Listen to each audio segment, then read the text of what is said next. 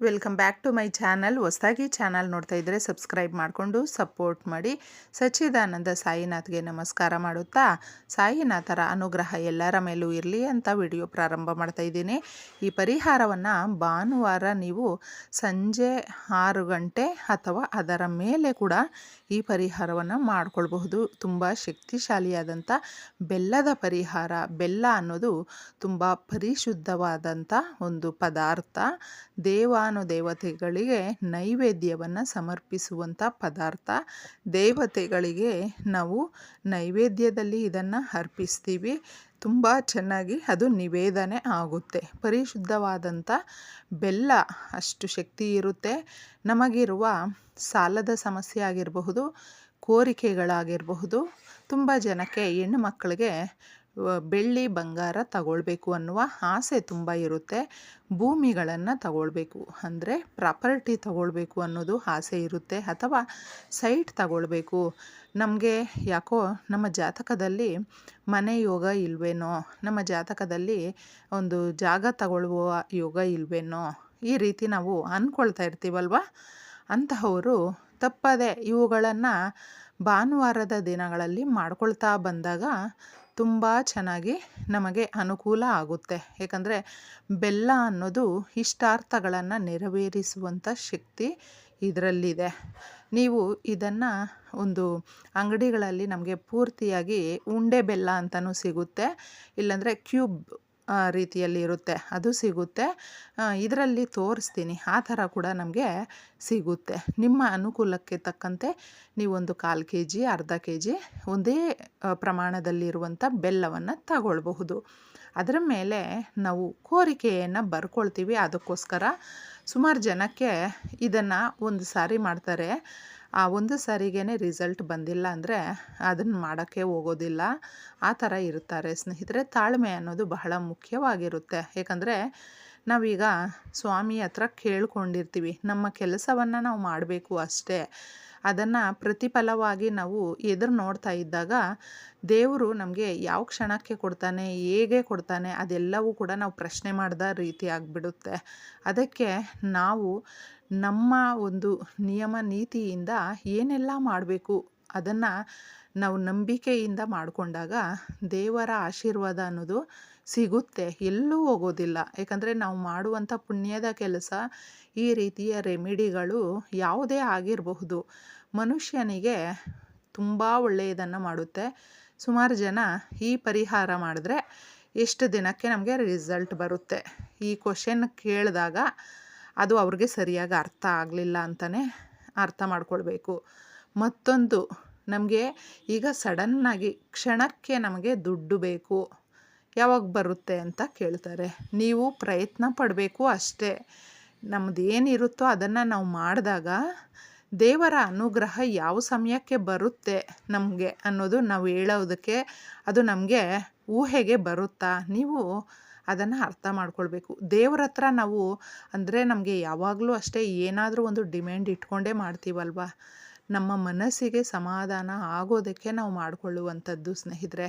ಈ ಕಷ್ಟಗಳನ್ನು ನಾವು ತಂದುಕೊಂಡು ಬಿಟ್ಟಿರ್ತೀವಿ, ಸಮಸ್ಯೆಗಳಲ್ಲಿ ಒದ್ದಾಡ್ತಾ ಇರ್ತೀವಿ.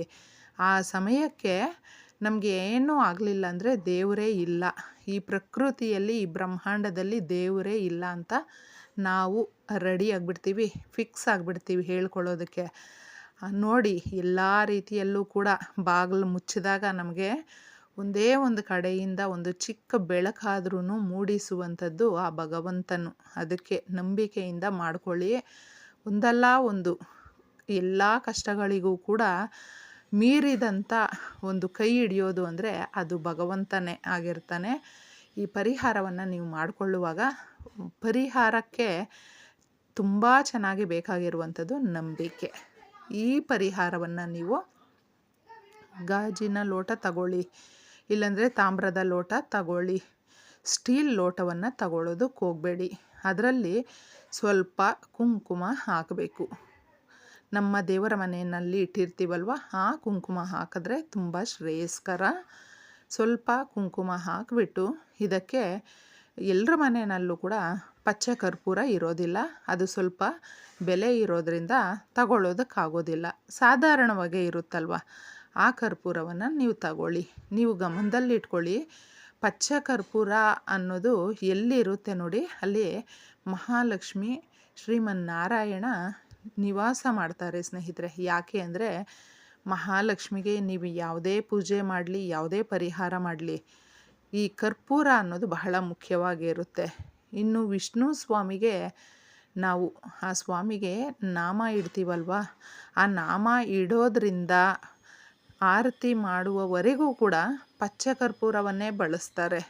ಸ್ವಾಮಿಯ ದೇವಸ್ಥಾನಗಳಲ್ಲಿ ನೀವು ನೋಡಬಹುದು. ಯಾಕಂದರೆ ಆ ತಂದೆ ಅಲ್ಲಿ ನಿವಾಸ ಮಾಡ್ತಾನೆ, ಅದಕ್ಕೋಸ್ಕರ ಪಚ್ಚ ಕರ್ಪೂರಕ್ಕೆ ಅಷ್ಟು ಶಕ್ತಿ ಇದೆ ಅಂತ ಹೇಳೋದು ಅಷ್ಟೇ. ಇದನ್ನು ನೀವು ಮಾಡ್ಕೊಳ್ಳೋದಕ್ಕೆ ಪಚ್ಚ ಕರ್ಪೂರ ಇದ್ದರೆ ಸ್ವಲ್ಪ ಸ್ಮ್ಯಾಶ್ ಮಾಡಾಕಿ, ಇಲ್ಲಾಂದರೆ ಸಾಧಾರಣವಾದ ಕರ್ಪೂರವನ್ನು ತಗೊಳ್ಳಿ. ಇಷ್ಟು ನೀವು ಮಿಕ್ಸ್ ಮಾಡಿಬಿಟ್ಟಿದ್ದೆ ಆ ಲೋಟದಲ್ಲಿ ಕುಂಕುಮ ಕರ್ಪೂರದ ಒಂದು ಪುಡಿಯನ್ನು ಮಿಕ್ಸ್ ಮಾಡಬೇಕು. ಈ ಥರ ಮಿಕ್ಸ್ ಮಾಡಿಕೊಂಡಿದ್ದೆ. ಇದಕ್ಕೆ ನೀವು ಇದ್ರ ಮೇಲೆ ನೋಡಿ ಬೆಲ್ಲ ಈ ಥರ ಇರೋದನ್ನು ತಗೊಂಡಿದ್ದೆ. ಇಷ್ಟು ಲಕ್ಷಗಳು ನಮಗೆ ಸಾಲ ಇದೆ, ಅದನ್ನು ತೀರಿಸಬೇಕು, ಅಥವಾ ಮಕ್ಕಳಿಗೆ ಮದುವೆ ಮಾಡಬೇಕು, ನಮಗೆ ಇಷ್ಟು ಲಕ್ಷ ಬೇಕಾಗಿದೆ.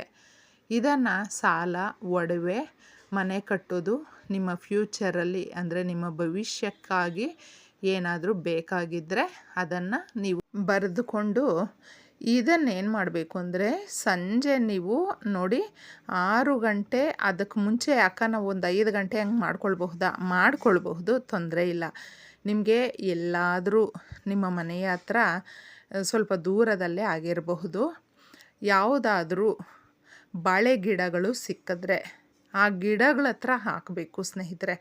ಈ ಪರಿಹಾರವನ್ನು ಬಾಳೆ ಗಿಡಗಳ ಹತ್ತಿರ ನಾವು ಹಾಕಿದಾಗ ಈ ಬೆಲ್ಲವನ್ನು ನಮ್ಮ ಕೋರಿಕೆಗಳು ಜಾಸ್ತಿ ಬೇಗನೆ ನೆರವೇರುತ್ತೆ, ಫಾಸ್ಟಾಗಿ, ತುಂಬ ಚೆನ್ನಾಗಿರುತ್ತೆ. ಯಾಕಂದರೆ ಅಷ್ಟು ಶಕ್ತಿ ಅನ್ನೋದು ಬಾಳೆ ಗಿಡದ ಹತ್ರ ಇರುತ್ತೆ. ನಮಗೆ ಬಾಳೆ ಗಿಡಗಳು ಸಿಗಲಿಲ್ಲ ಅಕ್ಕ ಅಂತ ಸುಮಾರು ಜನ ಕೇಳಿದ್ರೆ ನೀವೇನು ಮಾಡ್ತೀರಾ ಅಂದರೆ ದೇವತಾ ವೃಕ್ಷಗಳು ಎಲ್ಲಾದರೂ ಇದ್ದಾಗ ದೇವಸ್ಥಾನಗಳ ಬಳಿ ಹಾಕೋದಕ್ಕೆ ಹೋಗಬೇಡಿ.